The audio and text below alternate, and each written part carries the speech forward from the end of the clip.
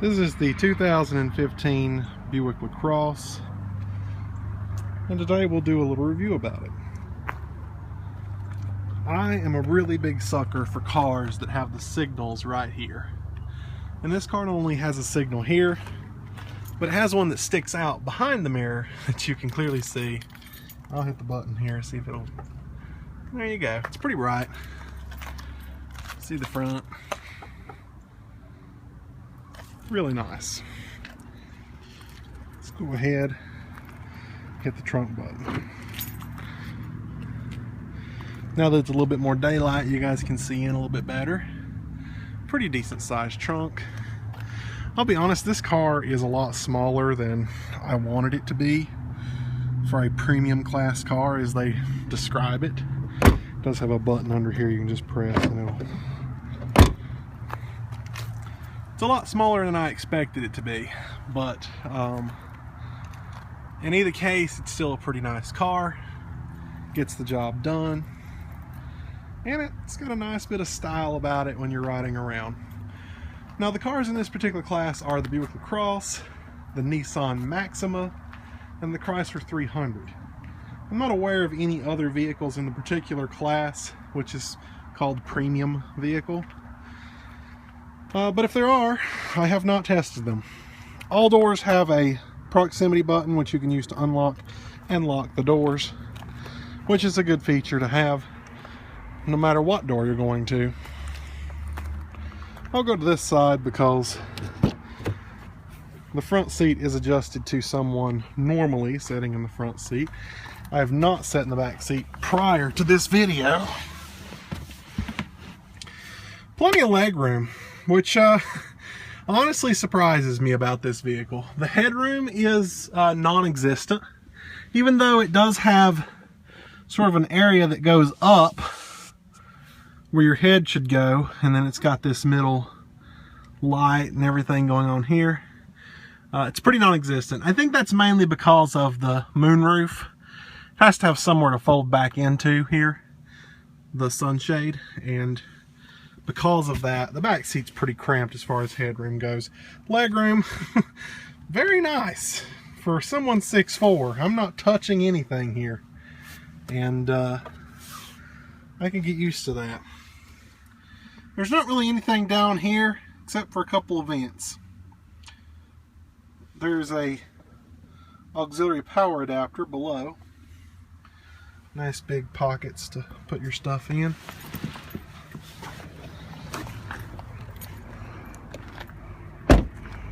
Car has leather all throughout, which to me is a nice feature. That's some trash right there. We just go around. I don't know who would do that. This light, I don't know about all the other lights. I don't know if they're LED or whatever, but this particular light here is LED, and it is massively bright. You can tell when you press the brakes, you can actually see it glowing within that box because it's so bright.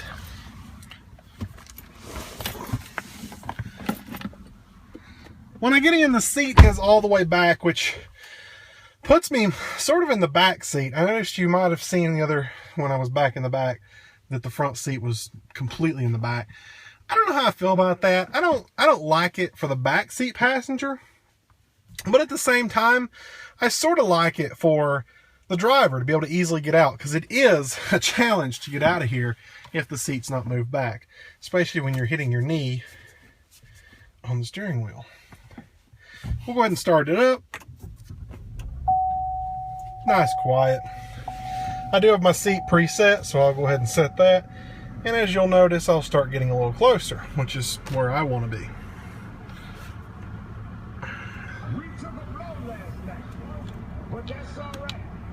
We're going to listen to something I will comment on, which is the news. You have your one-touch windows for the back, but going up is not one touch. You have to manually do that. The driver is one touch down, one touch up. You do have mirror controls. You've got a lockout button for all your other windows, which I did get a chance to use. I like that the door lock is right here. It's a universal spot. A lot of cars do it there. You know, some cars like to stick it up here, and then you're feeling around and you're rolling your windows down and you're unlocking your doors, and it's just, I like that they put it in this spot here. You know where that's at. You always go to there. That's just where it should be. In my opinion, Ford is a car company, and the branch off of Ford known as Lincoln is the premium class car in that category. And as with this, it's GM made. Chevrolet is a car company, but Buick is the premium class car branch off of GM. Now, that's one thing I'll tell you guys over and over again why I like about Chrysler is Chrysler does not really have a brand. Well, I mean, they're made by Mopar. Mopar has Dodge, so yes. But Chrysler, to me, seems like their own company. They don't seem like a branch off of Dodge. They don't really copy a lot of the Dodge stuff. They go in their own direction. Like, for example, this year when they added the 8-speed transmission to the V8. From what I've heard, that's kind of a class exclusive thing, as well as the Pentastar V8, which is a class exclusive thing that they've done on their own. And you know, maybe it's just personal bias. Maybe other companies do it as well, and I just don't notice it. But when I get in this car, I feel like it is a Chevrolet. I feel like it's a GM-made vehicle. Only it's a Buick, and it's just GM's model of a premium car, just like Ford has Lincoln, and arguably Dodge has Chrysler. But I feel like, you know, Ram is a brand of Dodge, which became their own, but they're still a brand of Dodge. I don't feel like Chrysler was ever a brand of Dodge. I feel like Chrysler is a brand of its own, and that's just something I like about them. So, let's get started.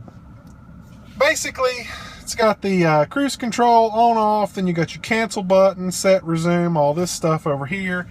I never even use these buttons here for connecting, disconnecting the phone. It's too much trouble to figure out while you're trying to drive. These buttons are nice to have to scroll through your different radio stations, and then this one turns your volume up and down, which I think is cool because it shows up right there in the dash when you do it. And then you got your navigation buttons, which will send you through this menu here. And I showed you that earlier in the first look. As you can see, I've managed to put 1,111 miles, almost 12 now. 21.9 mile per gallon. I was averaging 22. It's probably because I've been sitting here the past few minutes. And my average speed's 30 miles per hour. That looks like it's got 8,602 miles. Next oil change is at 9,000, so it's about ready. So, how do I like the car? I think it's a pretty decent car. A lot of people turn heads when they see it. I'm not sure if that's a good thing or a bad thing. I don't feel like the design has changed enough within the past couple of years that people don't say, that's a 2015. They look at it and go, oh, look, it's a Buick. And that's really all they really think about it. It could be a 99 Buick. It could be I mean, you know, I don't really know what Buick looked like at 99. It's probably changed a lot since then. But what I'm saying is, people don't notice it and don't see enough Buicks out on the road to know that's a brand new Buick. So, they really, if that's what you're going for, you're not going to turn any heads with this one, I don't think. Maybe when they do a nice, you know, solid redesign of what the front of the vehicle looks like, maybe. But at this point, I feel like it's copying its previous year design, and it really isn't anything special than what it already was. Still a very nice car, though. Rides pretty smooth. I feel like it rides sort of like a small car, though. It's easily bumped around, or, you know, pushed around on the road with wind and holes in the road, and it's easily, you know, it's not a big car. You know, there's a huge difference when you're driving a smaller type car that you can feel every bump in the road, and you're driving a big, heavy car that, you know, it absorbs all the bumps in the road, and it feels like a luxurious ride. This one does not offer a luxurious ride, in my opinion. It's just a smaller type car. It may just be the suspension they used. It may be that it is in fact a smaller type car. Whatever the case may be, It's not luxurious of the premium class that I would expect, being it is considered a premium class car. How does it compare to the Nissan Maxima? Oh my gosh, 100 times better. But I still have yet to drive/review a Chrysler 300. And when I do, well, you know I'm going to be biased toward it. But I don't feel like this delivered as much as what a Chrysler 300 could. In any case, it's not a bad car, and I enjoyed it. It does have the big upgraded V6 dual overhead cam engine, which you can clearly tell when you put your foot on the gas, because this thing will go. We managed to pull 0 to 60 in first gear, and it never, I mean, it was an automatic. It wasn't in manual mode. It never changed on its own. I didn't do a time on it. I don't have a means of timing how long it takes to go 0 to 60. There was a lot of wheel spins, so I wasn't able to really, you know, get an accurate reading anyway, because it set and spun for a solid 3 seconds. So, but it does have plenty of power to get up and go. The only thing that I have as a complaint about this vehicle, though, is its drive, how it feels when you're driving it. And my biggest issue is older vehicles, and something I actually used to like about older vehicles, is when you press the gas, it was a direct connection to the transmission. You felt it. The second you pressed the gas, you felt your body rear back in the seat. It was instant. And it was like an always on connection from your transmission to your engine. And a lot of new cars don't do that. When you press down on the gas, it takes a second to gear down, and then you feel the pull. But you don't feel an instant pull. This particular vehicle offers an instant pull like you might find in older vehicles, which is a little weird to me, because I haven't experienced that since I drove my grandpa's like 1980 something pickup truck 10 years ago. It's not something I've experienced in a long time, and I have mixed emotions because I don't like it. And I don't know if it's just that I've gotten used to how newer cars react, or if it's just that, I don't know, maybe they just deliver it in a way that I don't enjoy in this particular vehicle, but I don't like it. And I feel like, you know, you're driving interstate in some vehicles and you can barely put your foot down on the gas and gain about 3 or 4 miles an hour and then let off and, you know, kind of get to where you need to go and keep going. This car, being it's like that instant feeling as soon as you press the gas, you feel like you're really taking off when you're barely pressing the gas. You know, and you're gaining 3 and 4 miles an hour, and then when you let off to coast, it's an instant disconnect. You don't have that power going to the wheels anymore. It starts slowing down, and there's no median to that. There's no coast. And maybe I'm having, I don't know, maybe you guys don't understand what I'm talking about. Maybe I'm not explaining it very well, but hopefully you kind of get what I'm going with on that. If you've ever driven a car 10 years ago, you should know a little bit of how it feels. You know, you got that instant connection when you press the gas, and most new cars don't have that. And the thing is, I didn't like it at first, but I'm used to it now, and I don't like the old way. So, and this vehicle feels, it just offers it the old way, in a way of driving. And hopefully you guys understand what I mean there. I don't. The satellite radio reception is something that I like to cover in every vehicle. I like to give it a rating and just see how well it goes. This particular vehicle is made by GM, as I said earlier, and it picks up just like any other GM, which is horrible. It goes out pretty much at a leaf. A leaf goes by your car, oh, you just lost reception. It's one of the worst that I've seen yet, so I give this one a very poor rating as far as satellite reception goes. It's pretty much everything every Chevrolet has ever delivered to me, and that's just the way it goes. You know, you'd think they'd put a little bit more time and money into building the antenna so that they were stronger. Ford, on the most recent Explorer that I reviewed, never cut out. It was so perfect. It was, you know, the car that held #1 spot before was the Chrysler Town & Country, and I moved the Ford to that position because it actually was better, and I enjoyed it so much better. This car is just, it's on par with the Chevrolet Captiva, Chevrolet Traverse, all those that I've driven that just sucked as far as reception goes. The stereo isn't really easy. I mean, it's basic. It's for older. I feel like it's for older people. People who don't really understand technology that well and want a basic, easy to use system. You got, see, I don't even know how to do that. I tried to swipe over and it pulled up a, see, and I'm trying to swipe here. There we go.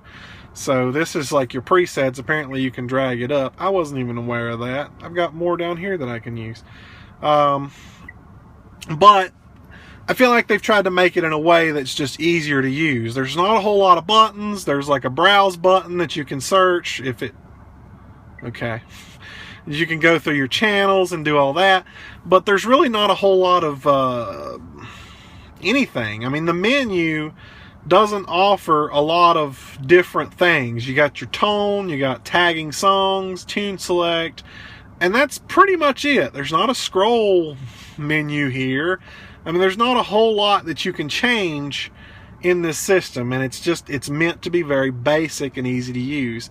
And to me, that wasn't really that great. The only thing that I do like about this vehicle, as far as the radio goes, compared to the other Chevrolets that I've driven, is that this one doesn't force OnStar on you. Now, I've talked about OnStar before, about right here, where you got your OnStar deal, and I didn't pay for it. I ain't gonna pay for it. I don't want it. I'm not gonna review it unless it's offered to me paid for and free with a couple of minutes to test. But I'm not going to pay you to test it. Sorry. So OnStar in the Chevrolet Captiva, you didn't have a Bluetooth option. So in order to use hands-free calling, you had to use OnStar. There was no option for anything else. This particular vehicle does have Bluetooth calling, and I'm very pleased with that because I was able to use my phone. I wasn't forced to use OnStar. When I wanted to use voice commands, I wasn't forced to run my voice commands through OnStar. It went through my phone the way it was supposed to do. It didn't force me to do anything, which was a whole lot better, way better than the Chevrolet Captiva offered.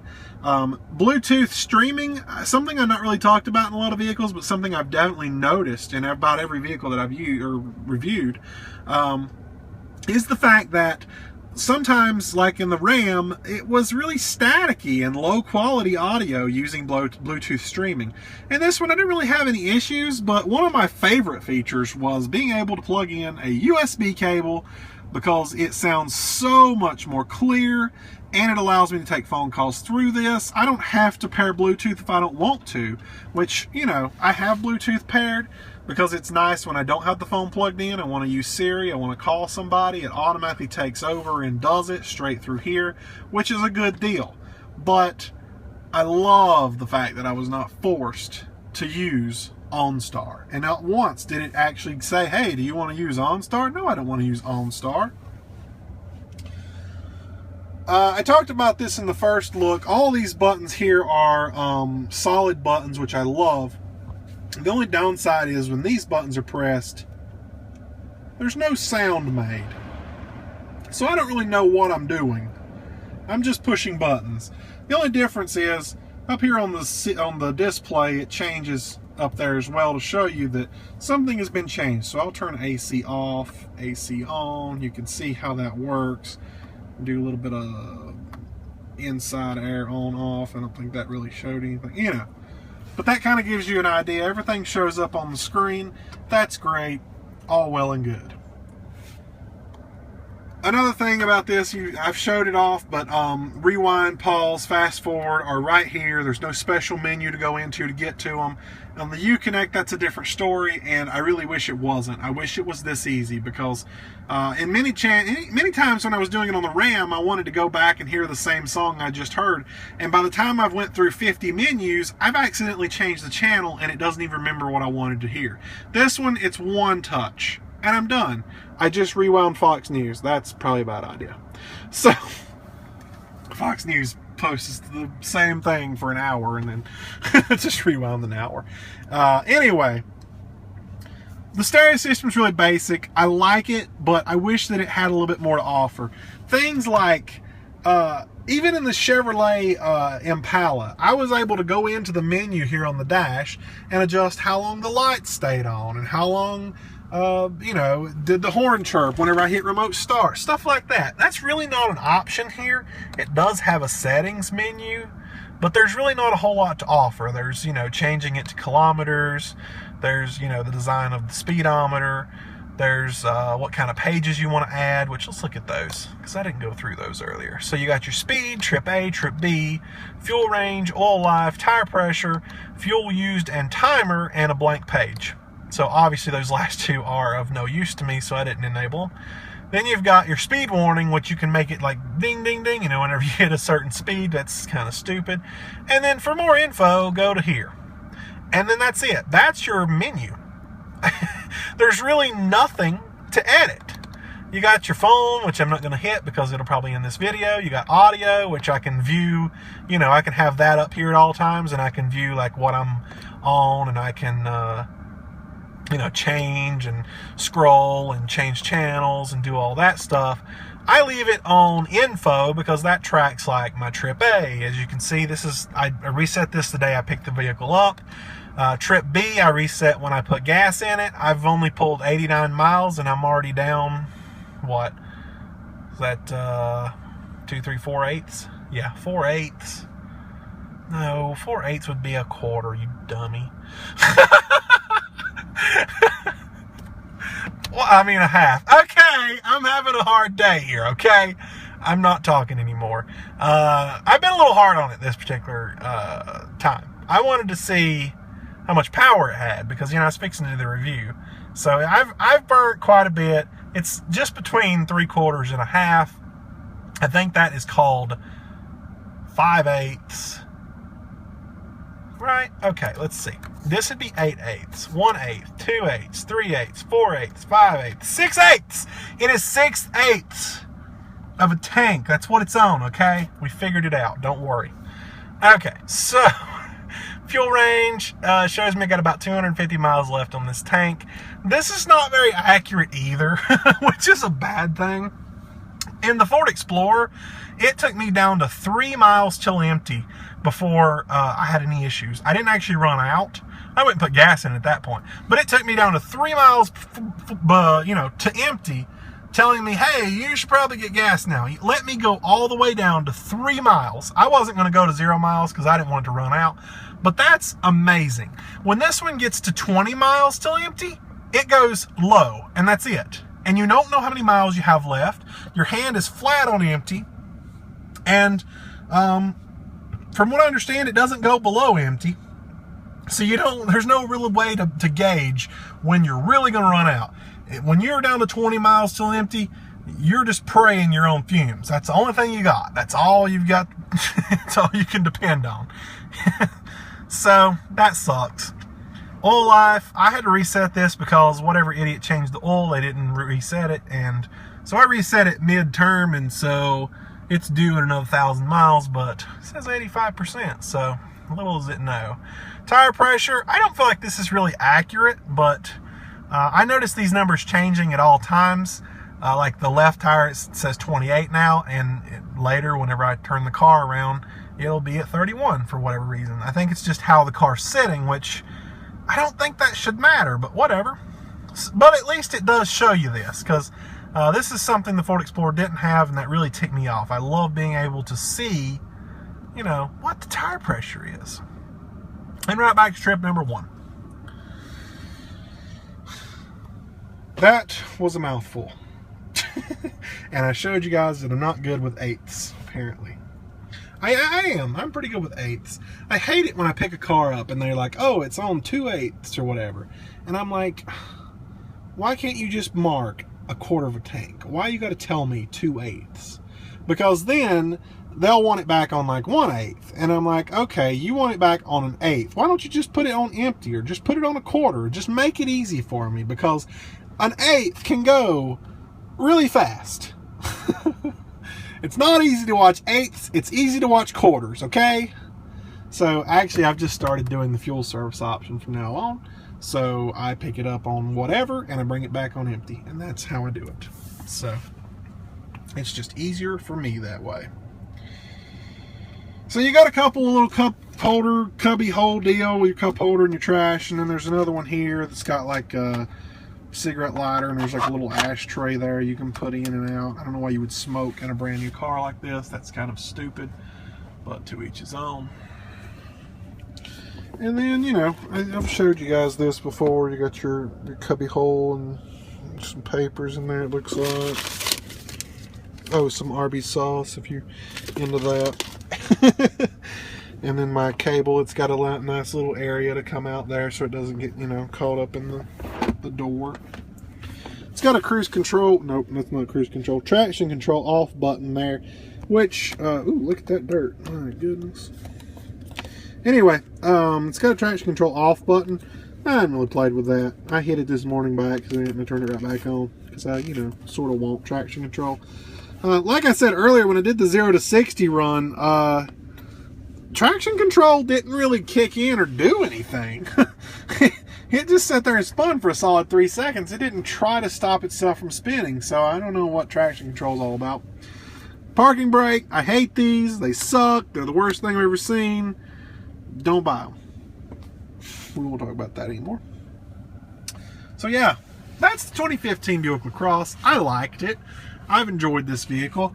I was actually going to return it Monday, and then something came up and I needed a car for another week, and I was really considering going down and just saying, hey, you know, I'm kind of ready for a change of scenery. And I didn't get this video done in time, so I didn't get to do that. And I could have just returned it and not did the video, but I didn't really want to do that. So to stop myself from doing that, I put gas in it because it's due back on empty. So I filled it up. By the way, it only cost $40 to fill this thing up. Are you insane? That's crazy. I remember when I had the Ram and it cost me $90 to fill that thing up. Holy crap. This thing fills up $40.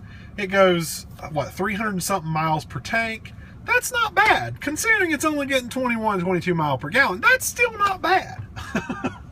I could deal with that. One of my favorite features is the moonroof. I don't know if I talked about that in this particular video. I love this sky too. Oh my goodness. I could easily wreck by watching that. Anyway, it's an amazing looking sky, isn't it, guys? Anyways, the moonroof, probably one of my favorite features. It is completely power. You do have, you know, this one here moves the sunshade. This one here moves the actual window. It only opens one way. It doesn't crack open. It doesn't open downward. It only opens one way, but I can't complain. It's not a bad car, and I enjoyed it. And I'll enjoy it for the next week. And now I'm going to get my trash out of it that you guys have already seen, even though I said I didn't have trash. So maybe I'll have a review up for you guys soon. I don't know. I only needed this car through Thanksgiving, which is this week. And after that, I'm going to be done with it. And I'm going to return it on Monday. And then I won't need one for a while. So I don't know that I'll be renting another car anytime soon. But if I do, I will be sure to put up a review, as I always do. And I probably won't be doing a first look video anymore because I feel like that took away from what I wanted to do in this video. And I just ended up doing it all over again because I didn't know what I'd covered and what I didn't. So maybe the first look idea wasn't that great. Maybe I'll just throw up a teaser of like, hey, this is the vehicle I'm driving. I'll have a review up soon. Thanks. And then, you know, give you guys about a week to ponder on that and what you think I'll think of it. This vehicle, as far as my scale of 1 to 10, whether I liked it or not, is a 7. And the reason that it's not quite an 8 or 9 is because it's sort of small for a 6'4" guy. As you can see, this is not the most comfortable position that I could be in while driving, and I usually put my head up in the sunroof because it hits this if I don't, and it's just not comfortable for someone of my size. It's an okay car, but it's just not the best for me. So I give it a 7. It's a really nice vehicle. It's a nice build. It's well designed. It has a few flaws, which I pointed out in the video earlier. And it could have been better, but it's not bad. It's not a Chevrolet Captiva. One of the worst vehicles I've driven this entire year.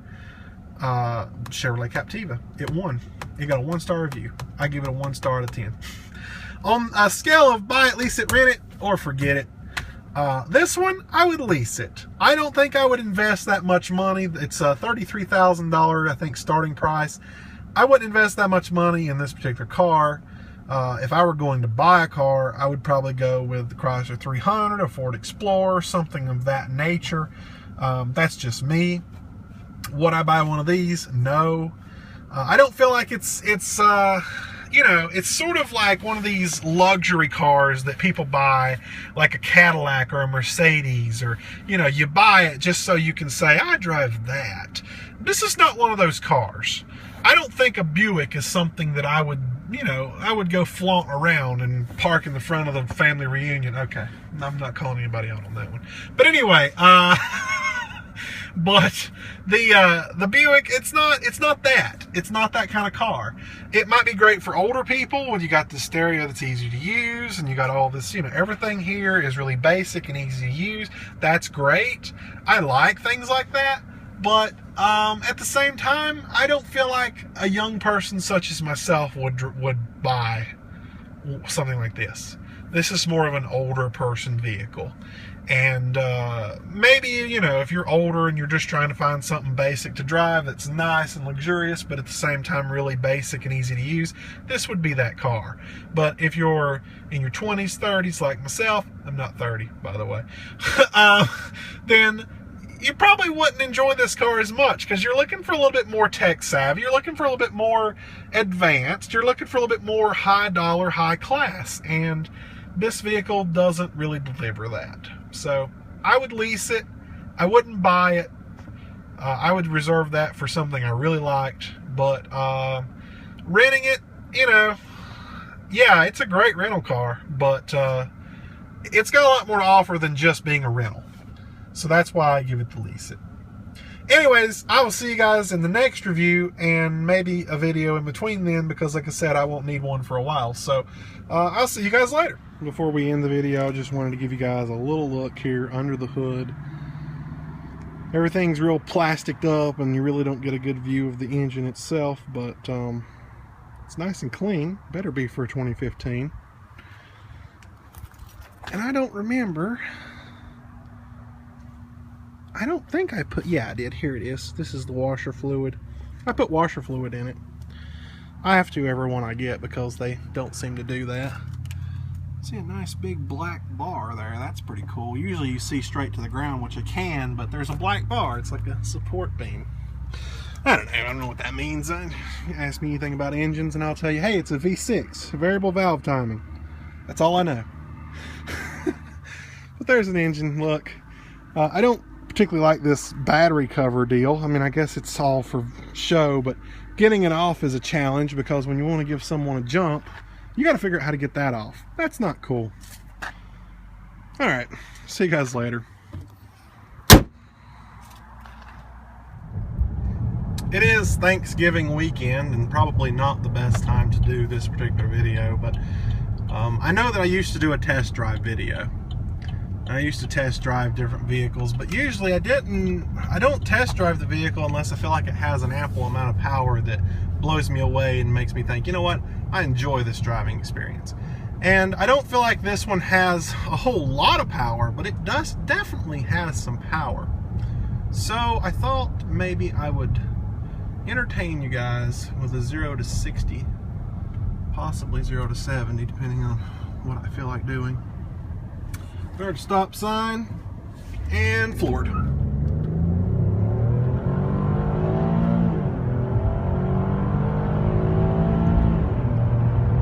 0 to 70. And there's your 0 to 70.